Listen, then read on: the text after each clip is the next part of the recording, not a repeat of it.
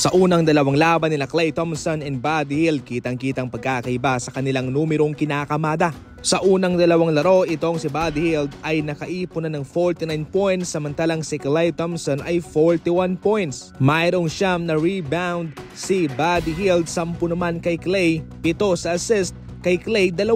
12 3-pointer kay Buddy Hield, 11 3-pointer kay Klay. Mas nakamura ang Golden State kay Buddy Hield kumpara kay Klay Thompson.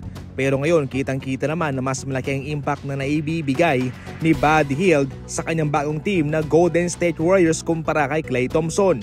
Subalit hindi naman natin sinasabi na walang silbi si Klay Thompson sa Dallas Mavericks. Magaling pa rin siya at nasa Dallas Mavericks na yun. Pero kung pag-uusapan yung comparison, as of now, lamang si Buddy Hield sa kanya sa lahat. Malaking upgrade si Buddy Hield sa Golden State Warriors dahil si Klay sa Golden State ay nag-average ng 19.6 points per game. Samantalang si Buddy Hield ay nag-average na ng 24.5 points per game. Si Klay Thompson ay nag-average ng 3.1 3-pointers made. Samantalang si Buddy Hield ay nag-average ng 6 3-pointers made.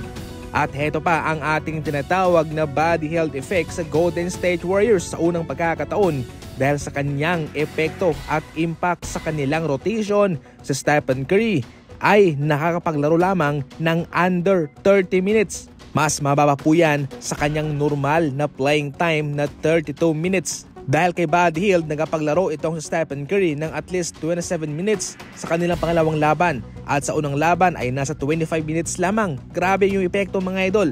Sa puntong ito ay hindi napapagod si Stephen Curry. Ibig sabihin nito ay palaging nasa tamang kondisyon ang kanyang pangangatawan.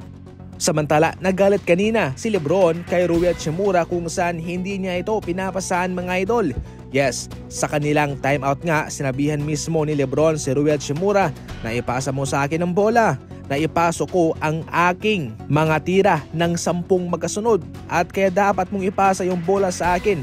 Huwag kang gumawa ng pull-out jumper. Best mode na nga itong si LeBron mga idol. Kitang-kita naman yan sa kanilang undefeated na record as of now. Sa ngayon sila ay nasa tuktok ng standing with 3 wins and 0 loss. Sa ginagawang ito ng Los Angeles Lakers ay kanilang pinapatunayan lamang na hindi hahadlang sa kanila yung kanilang hindi paggawa ng pagbabago sa kanilang lineup. At syempre, isa rin itong pamamahiya sa mga ekspertong nagka-count off sa kanila sa season na ito mga idol. So far, nasa magandang kondisyon ng Lakers sa ngayon. And so far, nasa tamang daan si Coach JJ Redick sa kanyang gustong mangyari sa kanyang team na Los Angeles Lakers. Yan lang muna sa ngayon and as always, thank you for watching.